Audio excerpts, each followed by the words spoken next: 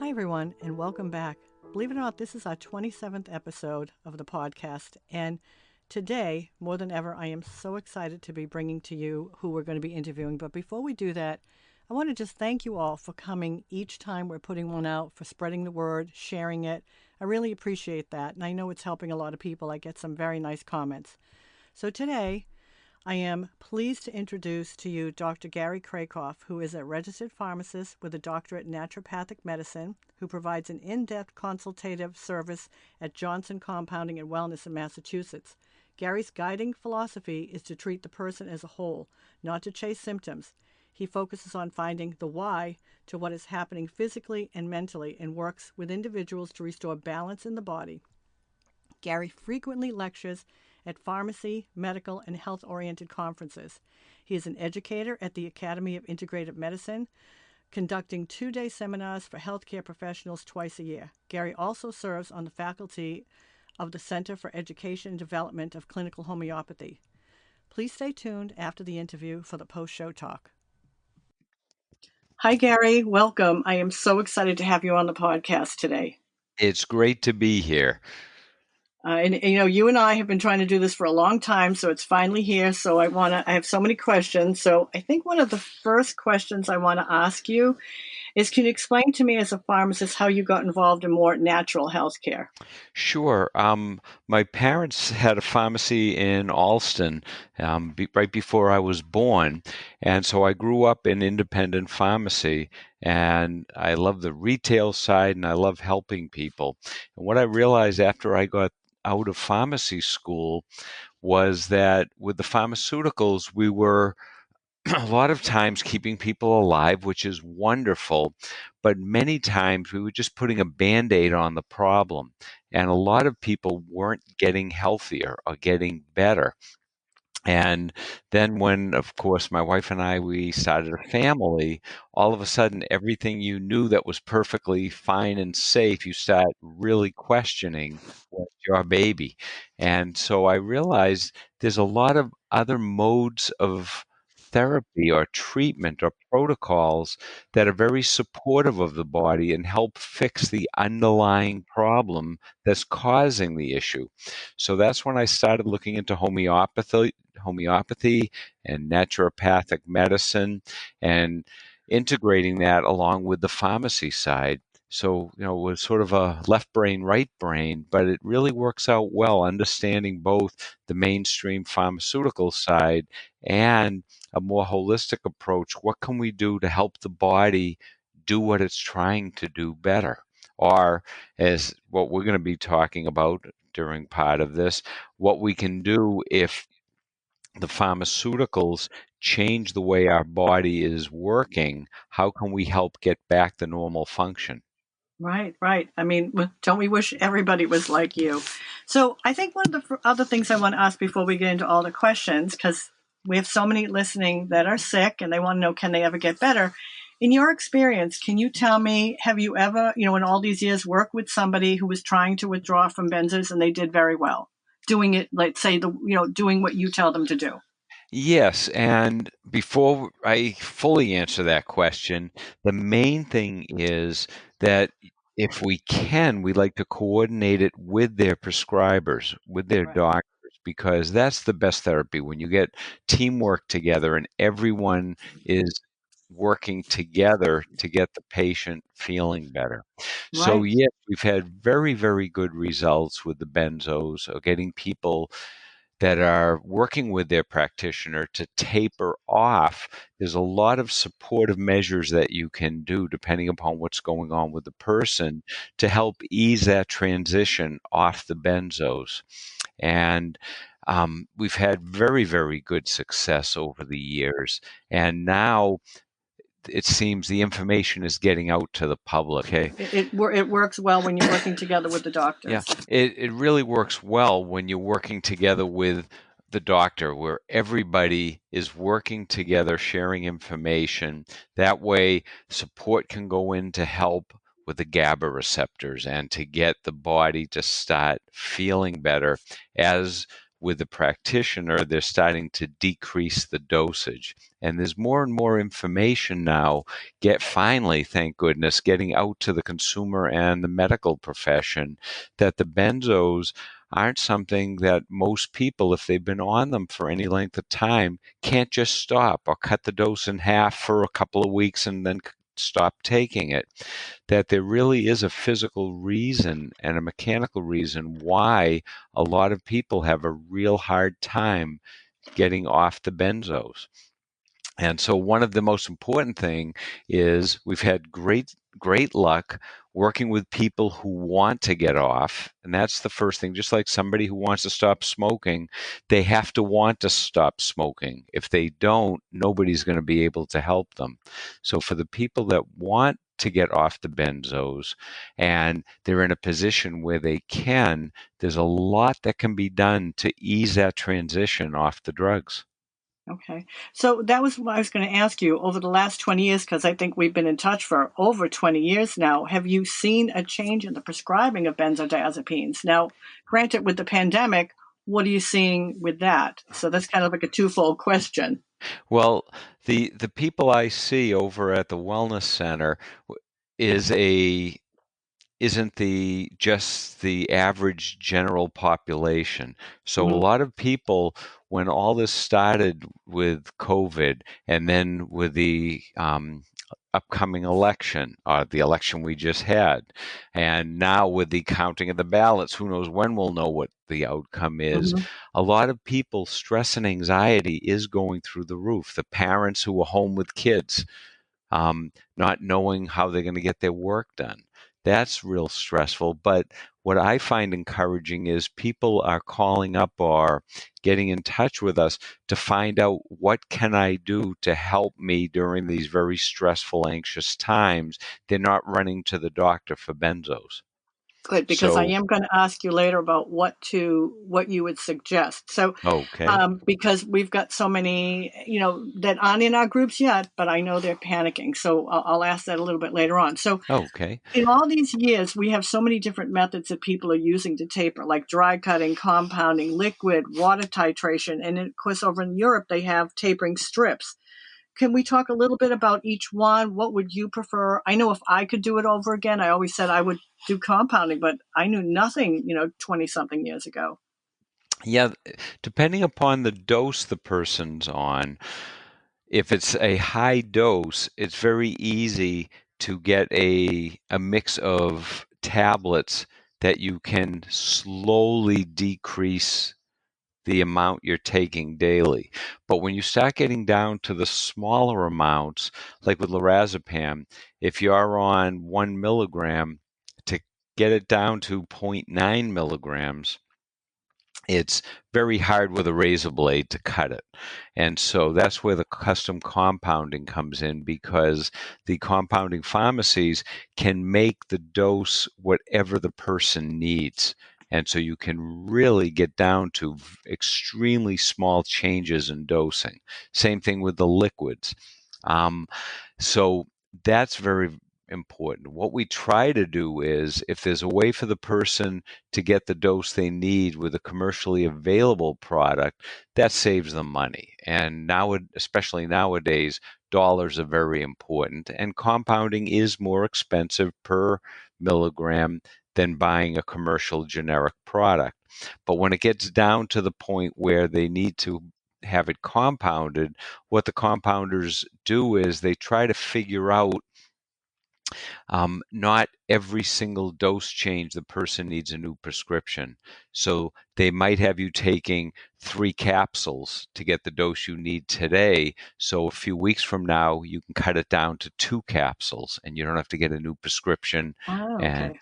and also when you're purchasing it, the time, once everything is weighed out, to encapsulate it doesn't take that much time. So for most medicines, the more pieces you're buying, the more capsules you're buying at one time, the less expensive it is per capsule. So we try to find the ease for the patient and the dollar amount to get a good balance in there. Is compounding ever covered under insurance, Gary? There, yes and no. It was covered, and not to get involved in politics, Right. but with the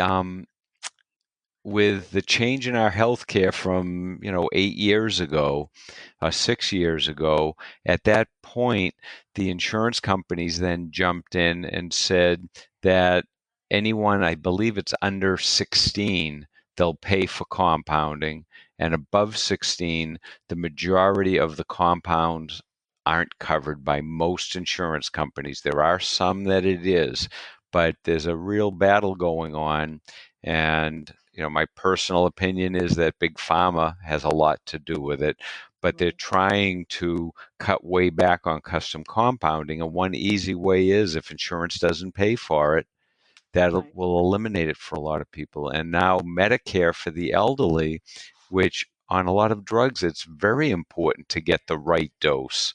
And Medicare doesn't cover for any compounding anymore. Wow. And what about liquid? So is that covered? No, because that's still No. compounding. Oh, Now, if you can get a commercially available liquid, then it's covered. The downside of that is a lot of the commercially available liquid medicines have an awful lot of additives. And mm, so there's a lot of junk added that doesn't right. need to be in there. So we have a lot of people doing water titration. There are all these Yeah. YouTube videos, and they're doing it themselves. And I've seen Yeah. people as they're tapering. In fact, I was going to say, we have some people that might start out with one taper, and then they're suffering, and then they switch to another. It's just Yeah. easier. It's just trial and error. And so the water titration they're doing at home, and they're all teaching each other how to do it. And I remember Professor Ashton, when she heard about it and was watching the YouTube, she actually liked that method for people. The only caution, yes, I think it's fine. The only caution I would have is you want to make the smallest amount you possibly can, Hmm. because a lot of the drugs or the molecules aren't as stable in water form or in liquid form. So Hmm. you don't want someone making up a bottle that might last them a month or two. They're better off making smaller amounts. And then, of course, each drop has a certain amount, and you regulate by the drops. And that is a very valid way of doing it too.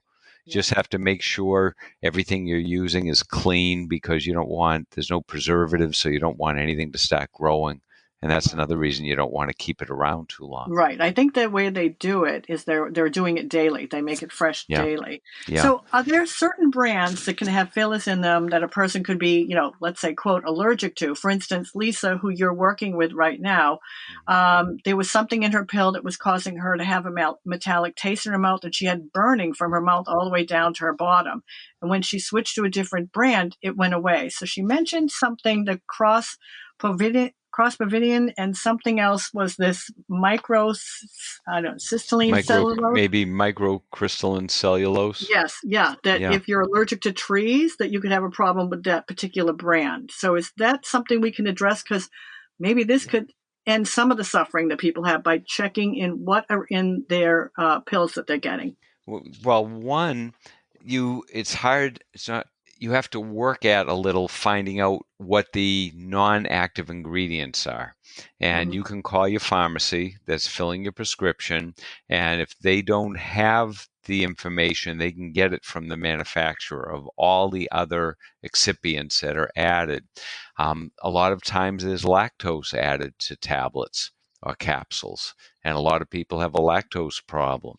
If your tablet isn't either mottled looking or white, if it has a pretty even color all through it, odds are there are dyes added to it. And a lot of people have problems with the dyes. The microcrystalline cellulose, most people don't have a problem, but we're all different. And it Right. doesn't matter if most people are having a problem, it's if you're having a problem. Hmm. And so there is a lot that can cause problems. Sometimes the problem is that they're tapering too fast. But many times the problem is the taper probably was okay, but they're having this reaction not due to a lower amount of the active ingredient, but due to one of the additives that are put in. But talk to your pharmacist, because they can get the full list of everything that's in the tablet. Right, because we're going to be interviewing Lisa, and when she started, I think working with you, she was 96 pounds. And yesterday, when I talked to her, she's up to 118. She couldn't walk out of her apartment. She's now walking and, doing all kinds of exercise, getting stronger. So Doesn't there that is a just make you difference. smile and It be does. happy? It does. She's off Okay, of this, one benzo and working on the second. And I yep, think one of the best advice you gave her was stop tapering. She was too sick at the going time too when she called fast. you. Yeah. Yeah, yeah. So, And and it really, there isn't one right way to do it. We got into that mess with the benzos by all different roads. And so there's different imbalances mentally and physically that each of us have. So there isn't one solution for everyone or one correct. good taper. And same thing. Sometimes and not often, somebody has been having so many withdrawal symptoms. We even suggest go back to your previous dose. They don't want to go up that little bit, but you need to get the body strong to deal with the next level. Right. And now other things that factor in, it's not all just the benzos, because the benzos cause a lot of problems. But if someone's digestion or elimination is off and their sleep is off, it's very hard for the body to heal.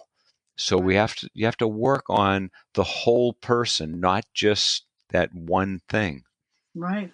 So even between generics, so every time somebody picks up a prescription, should they make sure it's the same generic brand? Because we know sometimes when people have gone and all of a sudden they're given a different brand, it's as if it isn't working anymore. So Yeah. can there be a variation in the degree of benzo that's in the same? It could each be 5 milligrams, or half a milligram or whatever. Should they Yep. check every single time? Well, on drugs, there's a little variation that's allowed by the FDA for how much is in the tablet. And the real problem is between different brands of generic, they can use different excipients. So they could, in different people, brand A and brand B could give different blood levels. And so, and then that's a very individual thing. You and I may not have a problem with brand A, but the next person may not absorb it well.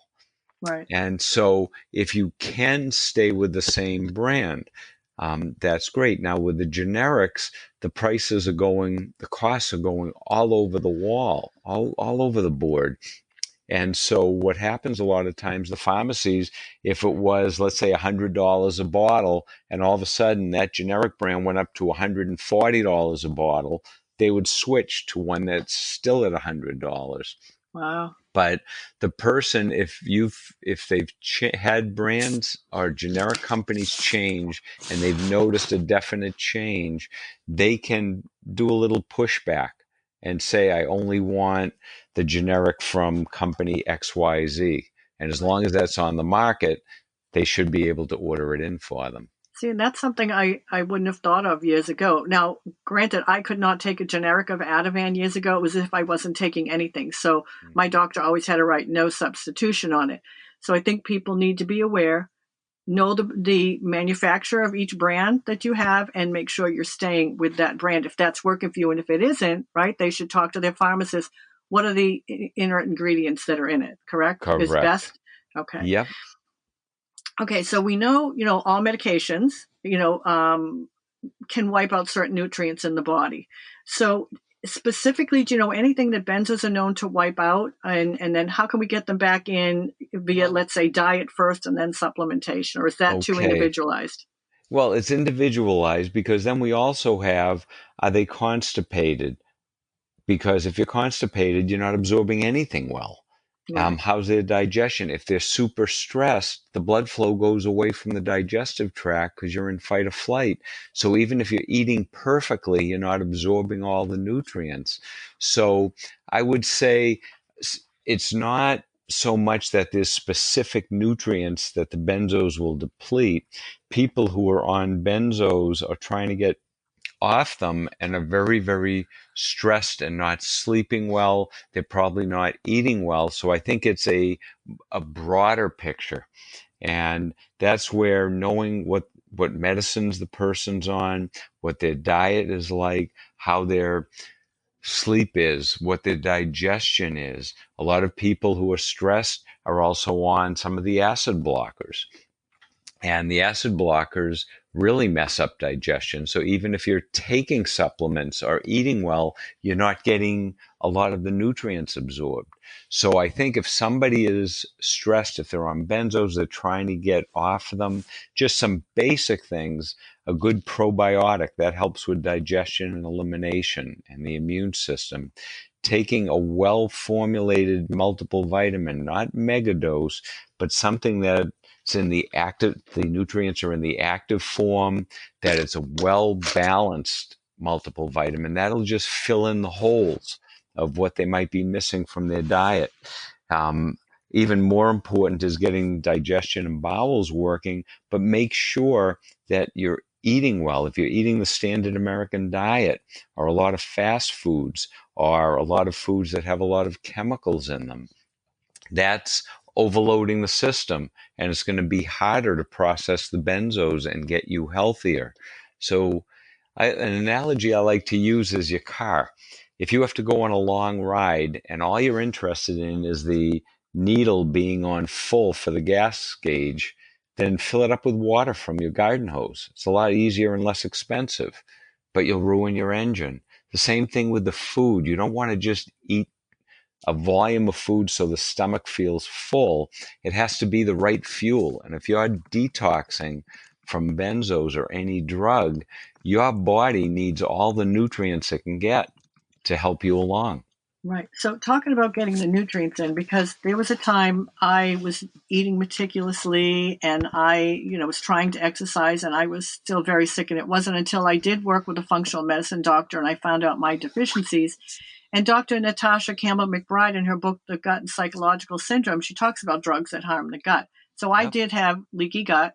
I also had poor liver function, not by blood, but by the tests that show my phase 1 was good, but my phase 2 wasn't. Yep. So again, we've got people all over. They can't always get to somebody.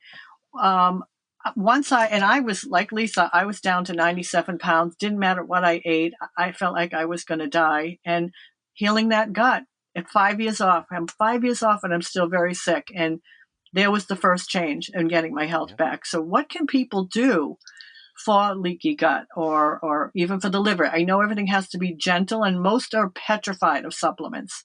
Yeah. Well, and that's where it's important. The internet is wonderful. There's so many good groups out there and there's so much good information. There's also a lot of bad information.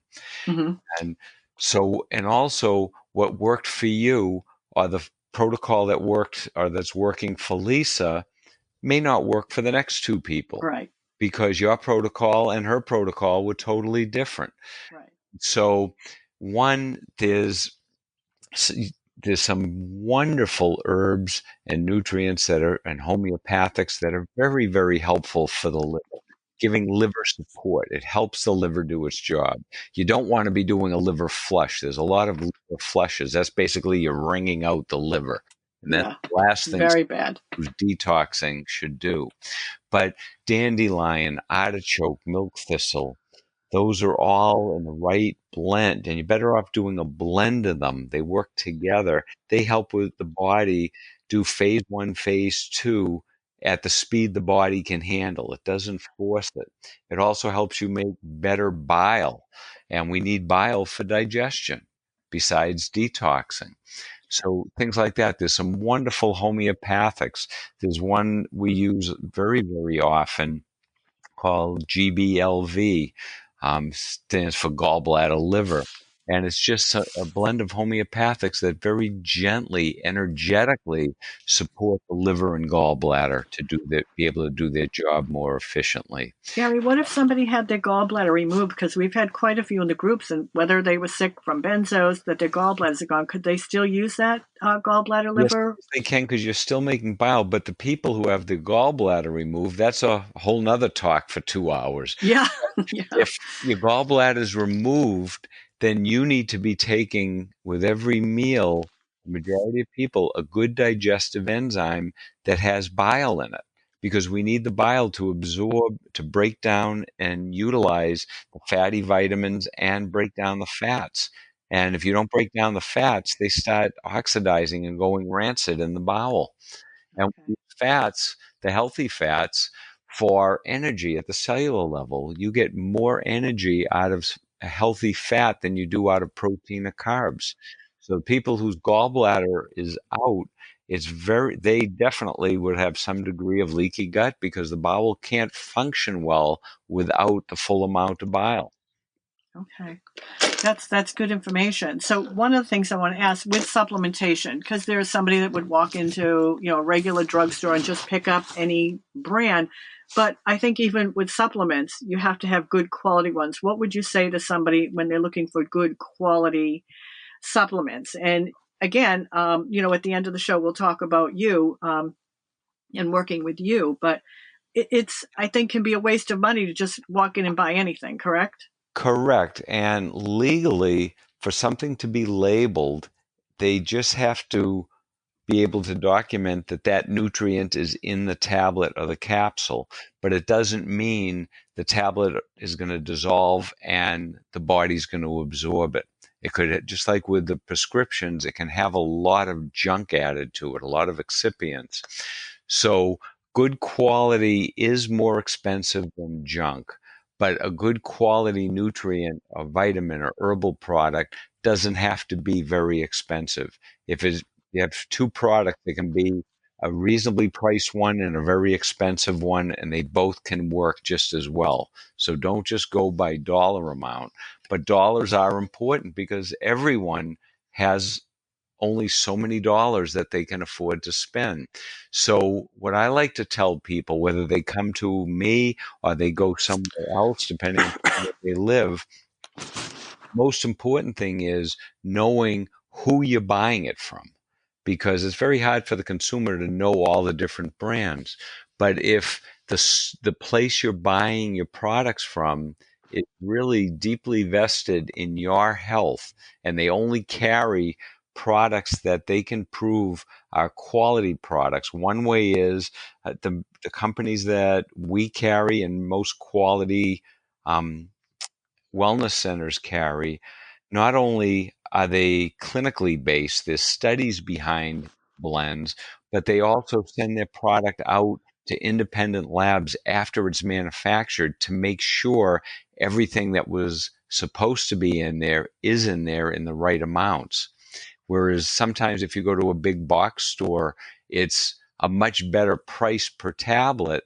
But if it isn't working, even if it's only $2 for the whole bottle, that's very expensive if you're taking something that isn't working. Right. Right. So there are a lot of people that listen to this that are in protracted withdrawal. Like again, myself, it took 5 years before I finally, I was trying to do it on my own and I wasn't getting better. And I never feel like anybody is stuck sick for the rest of their lives. So what would you say to somebody who's 3 years off, 5 years off? Um, you know, there's a possibility they can still heal, that something's gone wrong from taking the pills, right? That has to be Yeah. fixed. Now, my mentor 30 years ago that got me involved in more naturopathic viewpoint said he has found and he feels and has been proven to me time and time again, every single person can feel better than they are today, whether you're healthy or whether you're in hospice, that you can always feel better than you are. And a lot of people who are doing the taper and who have been hooked on medication for years, it takes a long time, as you know, and it's very grinding. It really grinds you down, but we're learning so much more. There's so many things that can be done now that we didn't even think about a couple of years ago to aid in the detoxing and to aid in the withdrawal. Just simple things. We now know that the benzos, they act on the GABA receptor, which is our ultimate break, the ultimate calming receptor. That's why they're so effective for stress and anxiety. The problem is they slightly change the GABA receptors, so then the GABA your body makes doesn't work as well. So as you're getting off, your body, even if it's trying to keep calm in the system, those receptors were corrupted. And that's why the taper, a very slow taper, works, because as you're getting the dose of the drug down, you eventually don't have enough molecules to attach to every single GABA receptor. And the GABA receptors are constantly getting renewed in the body. So if you can taper down, eventually you don't have enough molecules of one of the benzos to corrupt that new GABA receptor. And if we give the body some support while you're doing this, you don't have that all or nothing. You either have enough benzo or you're terrible. There are other things we can do to help sensitize the GABA receptors and to help stimulate them that doesn't damage the receptors like the benzos do. Okay. So I want to talk about one symptom in particular. I did not have it, which is akathisia. And we've had people, they just wonder, is that ever going to go away? Is there anything in particular that would help with akathisia? Well, again, that really depends upon the person and what's going on. But Okay. yes, and that again is part of, as they're coming down on the drug, you're sort of kicking the feet out from underneath them. If Mm-hmm. there's nothing going in there to support that system, the neurotransmitters can't do their function or balance properly. And we have excitatory and calming neurotransmitters. So all of a sudden, if you take away some of the calming or the ability of that to work, the excitatory shoot way up. It's like driving a car with a foot on the gas and the brake at the same time. If you take your foot off the brake, you go flying forward. So the fidgety, the rocking, the clicking a pen or having to, sometimes you're sitting on a couch with someone and Mm-hmm. legs bouncing and everybody on the couch is vibrating from Mm-hmm. bouncing. There are a lot of things that can be done to support the system. I wish I could say, take this and that's great for it, Right. but it's so individual. And that's what makes it hard, because we're used to, give me a symptom, I have a drug for it for 90% Right. of the people. But on this, it can be coming from so many different ways. Magnesium is very, very good, and most people are low on magnesium, and that's calming to the brain and to the muscles. Staying hydrated, very, very good. Another thing, if someone is having that internal restlessness, if they get out and move, that burns off some of the excitatory neurotransmitters. It doesn't fix the problem, but it can lower the level and make the symptoms less. So constantly, you know, not constantly, but on a regular basis, getting up and a brisk walk or going up and down the stairs is very, very good. The deep breathing in through the nose and out through the mouth, Mm-hmm. very, very good at raising the calming side of our nervous system and cooling off the excitatory side. Right. So one of the things I want to talk about, two things, and that's one that cause setbacks. One can be stress, which I know when my husband was sick, I made sure I was taking stuff to stay on top, so I didn't have a breakdown as I'm rushing to Dana-Farber every day and everything that was happening. The other one is antibiotic setbacks. We've had people that were recovered for years and that take an antibiotic, one pill, a week worth of pills and of antibiotics, and they're sick again. So is it that it's kind of blew up their inner microbiome, or what is the effect? We know what fluoroquinolones do, Right. but what is like Flagyl? So we recently had somebody that took Flagyl, somebody else that took one Suprax, and even myself a couple of years ago, I had taken the Z-Pack once, didn't have a problem. Second time, I thought the crazy train was pulling up to get me. And I Well, took Fluorostor, and it turned it around. okay, so the Z-Pack, any erythromycin-based antibiotic, most people say it's terrible because it gives me diarrhea, or it really does. The erythromycin-based, the macrolide-based antibiotics are, the side effects are because they're so effective. They can destroy 80 and 90% of the good bacteria in the bowel within the first 24 hours. So you're right, and you're right on the money. The biggest issue with antibiotics, it's not so much the chemical is causing a problem in the brain. It's that you're killing the bad organisms, which is good, but you're really disrupting the microbiome, and life begins and ends in our bowels. Mm-hmm. And if we're not digesting and eliminating and having a tight lining on the gut, nothing can work well. So the Saccharomyces, the Florastores, Saccharomyces boulardii, it's a beneficial yeast that helps keep the environment in the bowel the way the good bacteria like, and makes it harder for the bad bacteria. So a lot of people that take something for a candida infection, that kills back the candida. But the big issue is what was out of balance that allowed the candida to grow and fix the imbalance. So the Saccharomyces is very good. Anyone taking any antibiotic, they should take some Saccharomyces twice a day. And they also should take a well-formulated probiotic at least 2 hours after the morning and evening dose of antibiotics. And that way you're killing the bacteria, the good bacteria, you're putting them back in. You kill them again with the next dose, you put them back in. And that can usually keep you ahead of that whole game. But the important thing is it has to be at least 2 hours after the antibiotic, or the antibiotic will kill the probiotic. Right. What would you suggest? I mean, I knew about the Saccharomyces boulardii, and actually, when that happened to me with the Z-Pack, I don't even remember what probiotic in the house, and it didn't help. I'm crying. I'm thinking I'm nuts again. And I'm up during the night Googling. When I see somebody say, doesn't matter what, you need to take the Saccharomyces boulardii. And I'm like, I have some in the house. And I ran downstairs and I took some the next morning. By my third dose, I was fully back in my head. But so what would you Saccharom- suggest for another type? well, Saccharomyces is such a wonderful organism. It Um, is. and it's normalizing. It's not out there killing. It's just, very, very tonic for the body. What I Mm-hmm. would recommend is with probiotics now, a lot of the companies are going crazy, and they're more and more billion, and there's a fight to see who can have the most hundreds of billions of organisms per dose.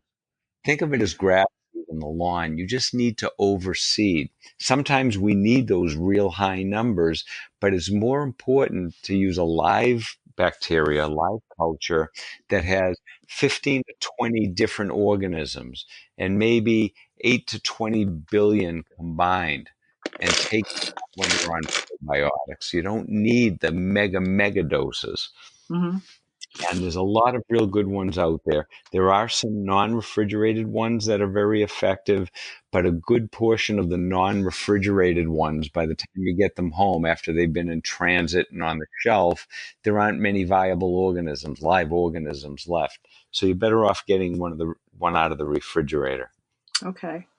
All right. So I'm going to ask a question that I think is going to upset some people, but we do have people that were on multiple medications and they were yanked off, and they're good all these years later as far as their diet and exercise, but that was such an assault to them. They're still sick. And one person asked, actually two asked, if they got to a point where they wanted to take a medication because they feel like they still didn't get their brain back, is there anything out there that they would be considered safe?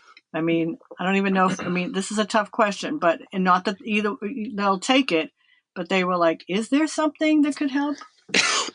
Well, I think you have to, again, I sound like a broken record, a person to Right. person thing. If they're I'm assuming these people are at a point where daily function isn't working well, that they definitely need some support. And at that point, they're depending upon the person and what's out of balance.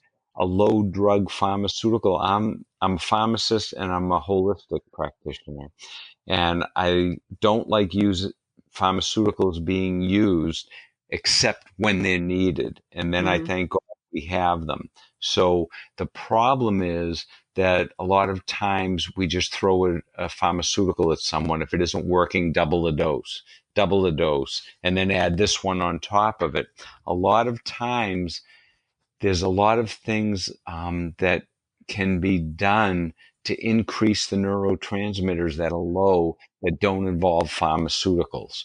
Okay. An example, dopamine is one of the neurotransmitters, and dopamine is when you do something you enjoy, you get a dopamine rush, and that's why we feel good. So a lot of people who become addicted to something, it's because that's giving them a squirt of dopamine, and their dopamine was very low to begin with. So that's the only time they feel normal, is when they can force themselves to have their dopamine come up to the normal range.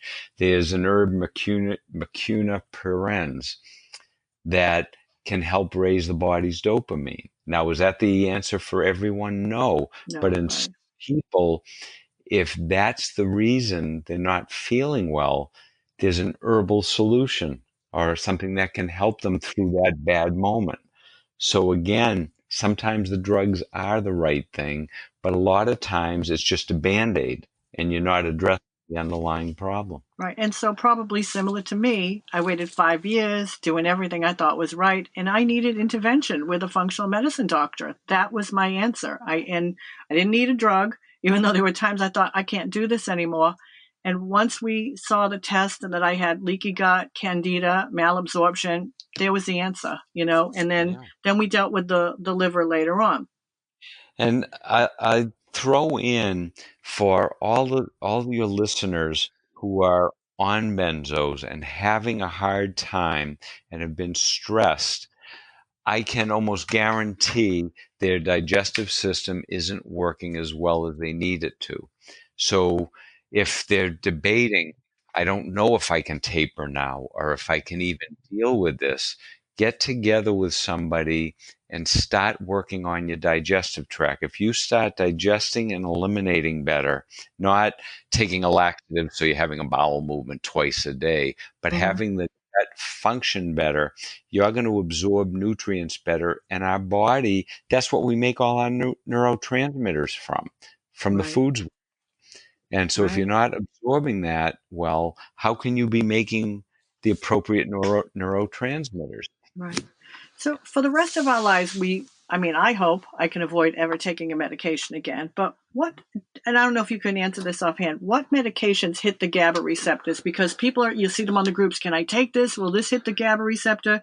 Can this cause me harm? And is there anything offhand? And here's the other thing. I know a lot of people are being put on gabapentin and Lyrica to help with their benzo symptoms. And it's like, Well, and like I would say, the gabapentin and Lyrica other than a higher dose of benzos, but you're replacing one problem with another problem. right, Now, are those drugs sometimes very helpful while somebody is tapering and really doing the work? Yes, in some instances that could be a very good therapy.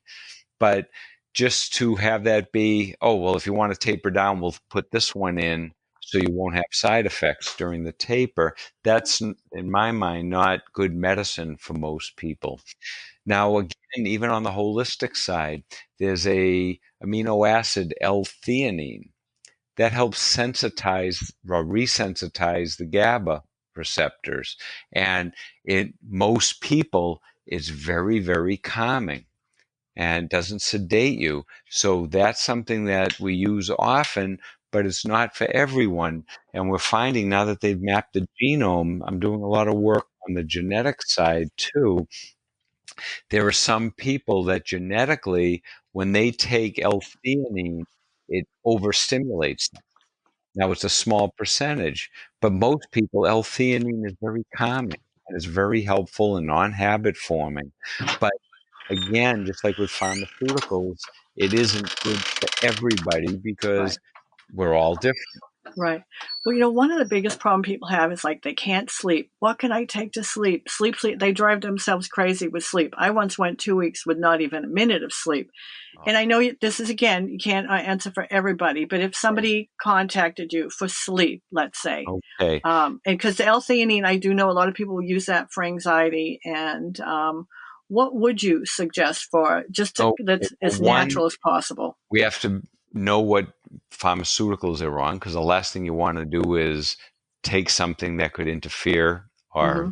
cause a problem. But there's been some wonderful studies on enteric-coated lavender oil, and there's a brand name, Lavella. And lavender, if you take it orally, the stomach acids destroy it. But if it's enteric-coated, lavella, they did a lot of clinical studies for people who had high stress and anxiety, even up to panic attacks. And it's very calming. It can bring you down to baseline. And it doesn't do it by forcing the body down. If you need to be revved up, you can get revved up. But if we can get more calm in the system, it's a lot easier to sleep. Because if you're too Yeah. revved during the day, you're in daytime mode in the middle of the night. You're not going to sleep. Right. So Right. I know lavella, I sent my neighbor's son to you, and you had actually recommended the lavella and a homeopathic remedy, the Ignatia amara, which I yeah, have to say, it seems to be out of stock everywhere with the pandemic going on. You can't even find it. yeah. Um, and he had a good turnaround. Yep, because that was the right thing for him. Now, Ignatia is a grief remedy. It's also an anxiety remedy. But there's homeopathically, there's a whole bunch of remedies that are used for anxiety or major sleep problems. But that was the right one for him. So the Lavelle is very good. There's some blends, depending. One of the questions I ask people, do you have trouble falling asleep or staying asleep? And because there's different products that can be used for either one of those. Some people have a racing mind. They can maybe get to sleep, but the minute they wake up, their mind is on and they're busy running through everything. Mm-hmm. There's a homeopathic remedy, Coffea cruda. It's made, believe it or not, from the coffee bean. And that's for the racing mind. And if you think about it, the symptoms you would have if you had way too much caffeine, that Mm-hmm. racing feeling, can't sit still, that's what the homeopathic remedy, Coffea cruda, works on, those symptoms. So that's good. There's a product called Cortisol Manager that you take a little bit before bedtime. That's for people who are a little too revved up in the evening, and so they can't calm down and fall asleep. That's for the people, very helpful a lot of times for people who have trouble falling asleep, but once they get to sleep, they're okay. Um, we run into a lot of people that go to sleep fine, but they're up from 2 to 5 every day. There's a couple of products out there that work on that time of the evening. So there is a lot out there. You don't always have to go to the pharmaceuticals for these Right. type of issues. Excellent information. So if somebody came to you right now and they wanted to taper, like I always say to people, you don't just get up and go run a marathon. I say get your body ready. You have to prepare. Take a few months to get healthy. So what would you suggest and say to them right now? See, I would tell them to go work with you or any functional medicine doctor first. You don't just take that sick body and start tapering. Correct, because if the body can't deal with where you are now, and tapering off the benzo is a lot of work for the body and the mind. So if you're treading water right up to your nose now, and then you put that added stress on, you're really setting yourself up for failure. And Right. you want to set yourself up for success. So I agree with what you said. They should get in touch with a functional person, somebody who understands the body and the mind, and figure out where your body is struggling, what systems aren't working well, and get those going. And then that'll make the tapering so much easier on the person and their body. And it'll probably be a little quicker, but much less disruptive of their whole life. Right, right. So, Gary, before we go, because I know we're limited with your time and I really, really appreciate this. If people wanted to reach out to you, because I don't want you to get inundated, is it okay for people to reach out to you? Absolutely. That's what we're there for. And they can reach out, they can call the store. And right now I'm working remotely, but they can leave a message. I check my messages all day. They can email me at gary@naturalcompounder.com. And there's no problem. I wish there weren't that many people out there that we might get inundated, but we're not. maxed out. The wait times aren't 6 months down the road. If somebody is really in a crisis mode or really at a point where they need some help, it's the wait time sometimes is a day or two to to talk to someone. Right. But That's great. please get in touch with us. Also, we pride ourselves in knowing we don't know everything.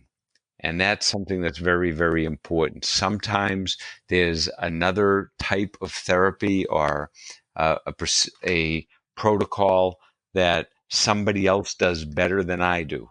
And we have no problem at the Wellness Center. If something else would be the right therapy for you, that's our job to get you in touch with those practitioners. And that cements the relationship, because I guess one thing I'd like to get out there. My dad told me years ago, if somebody feels they know everything, run. I Nobody like knows that. everything. I And like that. yeah, and if you came to me and I told you, you know what, I'll be glad to work with you, but right now this is what you need, and I sent you somewhere else, I'm not losing you as a future client. That's going to cement the relationship because I'm there for you. And that's how your practitioner should be. They should be there for you. Yeah, actually, I remember when my husband got diagnosed with the two cancers, and I called you. You sent me right to somebody. You said if I had cancer, this is who I would go to, and we did. We went to him, and my husband's still here. So, Well, I'm mind you, glad. he has slipped up very much so on his diet and what he should be doing. But we did not think he would make it, and he's Well, still get here back over on 2 years his later. case because the Yeah, diet is the most important thing. yeah, yeah. It is. I tell him all the time. But you know what? The sad part was when he went into Dana-Farber. They feed you nothing but junk. And Isn't he it was amazing in so the good. hospital, a lot of the Yeah. hospitals, how lousy the food is? And these are critically ill people. Yes. So food is even more important. And I wasn't allowed to bring food in. I Yep. asked if I could bring all of his meals in, and they said they used to, and they no longer allowed it. But Yep. but that was great. You did recommend him, and that was amazing. And actually, just so people know, there was a special test that was done, and the chemo that Joe received for the leukemia was the one that the Greek test said he should have. Now, we didn't tell the doctors; it just so happened he never got sick from the chemo. Yeah. So That it is, was amazing. All right, Gary, is there anything else you'd like to add to tell people to encourage them? yeah. Just it's very, very hard. And most people who are trying to get off benzos, they're so ground down because this isn't something that just started a month ago. They had a problem way, way back, which is why they went on the benzos to begin with. So their grinding down has been going on for a long time. It took a long time to get where you are. And don't be in a rush because slow and steady always gets you to the end point much faster. You don't have to start and stop. Get a good team together with you. You need the support of people in your life and at home. You also need the support of your doctor, the MD, and also the person who's helping you on the other side of the fence. And if you can put together good support, there's always a way to get out of the hole that you're in. So Right. just deep breaths and one baby step at a time will get you there very much faster. Good. And Gary, we've had a lot that were cold turkey, and people think when they're cold turkey they can never recover. And honestly, I've seen some that were cold turkey that did what they had to do to get better, and then some that microtape it and did not want to eat one. They were too sick to eat right. So there's a possibility for anyone and everyone healing. We got to get to the root of it, correct? Absolutely. And everyone's body is in different shapes. Some people can be uncomfortable and go cold turkey, and it doesn't do them physical harm. Other people going cold turkey could do a lot of damage. And Right. so, it's not that you're strong or you're weak, or you have the desire, or I don't have the desire. It's where you and your body and your mind are at that time. And there's no right or wrong to that. It's where you are and who you are and finding the right path to getting healthy. Right, right. Gary, I can't tell you how much I appreciate you Well, finally this has been taking. wonderful. I've Wonderful, enjoyed it wonderful. too. All right. Well, thank you again. You're welcome and have a great day. You too. Bye. Bye.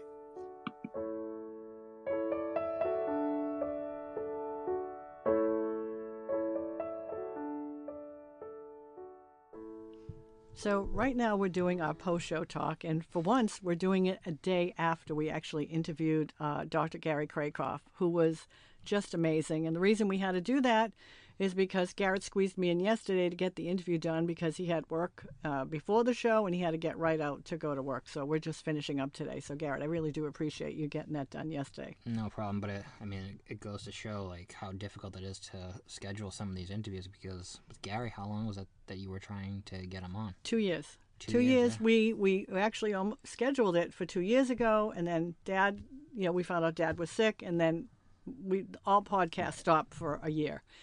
And then when we came back to doing them again, we had it scheduled, and I had a really bad cold, and I just couldn't talk. So we thought, we're like, all right, let's postpone again. And then we were doing some other podcast, and then I think we scheduled, we had to cancel that again, and COVID happened, and Gary became very, very busy. So since March, he's been inundated. And then we set it up for last Monday, and then you had to go into the State House. Yeah, so we almost had to cancel this one too. And then we almost had to cancel this one. So it happened, and actually, in fact, had you not texted me to remind 15 minutes before, I just wasn't showing up for it. Yeah, and the thing is, I'm actually kind of glad that it waited 2 years because COVID has happened, and he's going to he gave a lot of really good advice for just people with anxiety and sleep problems prior to taking a benzo. Yeah, I think, for the podcast, linearly, it's in a good place too, because I think we talked before about, like, we looked at these last 3 episodes as, like, a series. So with Bob Whitaker, and then Dr. Stephen Wright, and then with Gary Kracoff, they're all, it's meant to be listened to sequentially. And you can listen to them in any order you want, but I think I would go, 25, 26, 27. And it kind of gives you a full, spectrum look at what's going on with the situation. Like Bob kind of gives you, like, here's how we got to the situation in America with everything. Mm-hmm. And then with Stephen and Gary, it's here's best practices and here's how to fix yourself or how to slowly make yourself better. Yeah. And I think that line that Gary used, you can always feel a little bit better, even if you're fully healthy or you're, hospice. Yeah, I like there that. Are things that you can do. Right. And I think what was important with Gary, because we have a lot of people who think they're never going to get better, and yet Cindy Samora, who we interviewed, she put something up on Facebook the other day showing somebody out, what do you call it, when you're gliding on windsurfing? Windsurfing, who never thought they'd get better. So you can always get better, and he gave that hope for anybody. You got to look at what could be wrong inside. In fact, he's helping me get better. Yes, so I want to let people know that I knew as soon as he started talking about, the gallbladder liver, and then I mentioned when people don't have a gallbladder, and he was saying stuff, I could look at you and I could see, and I knew I would ask him a question, and the minute we went off mic, you were like, Gary, can I selfishly ask you a question? Yeah. And he's, shipping some stuff to help you because you've had your gallbladder out, you and your sister. And I don't think Leanna's had much of a problem with it, but on and off I have digestive issues since I've had my gallbladder out, and I've gone to my PCP a number of times. They have no problem giving me a medication. They don't help. Mm-hmm. And, the truth is, talking to Gary for just 5 minutes, he knew what was going on. He got every symptom that you're having. He knew symptom. Everything that you're having. And so I'm hopeful, in the next day or two, it's going to show up in the mail. And I hope it arrives today. I mean, he took the information, and other than that, I'm completely healthy, and it's just that I don't know. It's frustrating when you have something wrong with you and nobody can help you. Right. And then it's like this feeling of relief when somebody is like, oh no, I know what's going on with you and here's how to fix it. Right. So it was a great interview for me, at least. It was a great interview for you. I could see the excitement. But one of the things is, and I want everyone to know, we only had a certain amount of time with Gary because he is very, very busy. and I still had so many questions, and I'm trying to jump around and see what I could get in, and I'm watching the time. And you always say we're going to have people back, and Gary even said during the interview we could go on for 2 hours. And honestly, I'm hoping we can get Gary back, because I'm sure a lot of people might send me some questions now. There's just so many questions that I still had, even that I didn't have written down, that we couldn't get to. So it was well worth the wait of the 2 years to get him on. And I hope people will, with just some of the information he was able to give, because it is very individualistic. He can't give like a one size fits all. But he is a man with a heart. He has the knowledge, and he knows what he's talking about. I think it's nice even to ask him like brands that he like, because it's hard, because when you are just buying over the counter things, sometimes it's like, well, there are a lot of companies that put out different vitamins or whatever it is. You can't trust every brand though, because some of them are very watered down. So to talk to somebody like that who's an expert and could say, well, this is a trusted brand, you can be assured that you're getting, the best version of whatever you're trying to take with this, is amazingly helpful. Yeah. And one of the things I asked him prior to the show is, when people hear this, you might get inundated with phone calls. Should we, and he said, no, I'm here if people, want to. I don't know what he charges. People can, email him or contact where he works. And I think that we'll put a link, right? We'll put a link to the pharmacy. Yeah, the pharmacy, or we mentioned his email. He mentioned his email, but I think link to the pharmacy, because you can get to Gary from there. Yeah. So if anybody does have certain questions that if you want us to do another show, and if we can get him back and not wait 2 years, we will do that, because I still had probably at least 7 more questions that I wanted to ask him that were really, really good with certain things. And, time was our enemy yesterday. Yes, and I think we should probably encourage people that, if they were listening to the interview and they have questions that they want you to ask next time around, right? Feel free to contact. Yeah, even just, if there's something you want us to do, a particular show, let us know. When we put it up on YouTube, you can send me a question that way. I know we set up it definitely helps us, get out there more when you comment on videos or on the podcast. Yeah. So and that'd be great too. Yeah, we really appreciate you spreading it, sharing it, putting it on different sites. And the main reason these last 3 I thought were important is that they are 3 that, maybe somebody doesn't want to listen to a survivor, because, well, if your family thinks we're all crazy because, well, there was a time, I'm sure, some of my friends or family didn't believe it, but then you get better and then they know. But these last 3 are important for anybody to have their family members listen to it and go, wow, here are 3 professionals, 3 experts in their fields, and listen to what they're saying. What we go through is real. And I like what Gary said, each symptom, whether it's different, even Steve said it in his, it can be something different that nobody else had. That doesn't discount it. That is real. We've had some odd symptoms happen with people, and they go away. So, yeah, and so I think we should probably mention, when we're recording this podcast, that because given the stress that's been going on over the past year with the presidential election, I think people in America have been under even more stress with what's going on. Oh yeah, I've gotten some texts from people saying, their anxiety is up. I'm like, don't watch it. But as of this morning, Joe Biden has been named the 46th president of the United States. So he President-elect Biden. But now, you see that comes the recounts and all of that. So people should just stay calm. First of all, we're dealing with benzo people. Stay calm, because your health is more important than anything right now. I'm a big believer in, because back when I was very sick, I could have cared less what was going on. I had to protect my health at all costs, because little things can upset you. Yeah, so. I think that's kind of my point. It's, let's put that all behind us now, and return to civility and, public discourse, and actually having a real conversation in America, and not having somebody tweet out, hateful things over Twitter on a nightly basis. But so, there are some that are Trump people, some that are Biden people, but anybody listening to these, they are benzo people, and they need to be protected at all cost. All right. Well, again, I think great podcast. It was well worth the wait. And I want to thank everybody for listening. Thank you.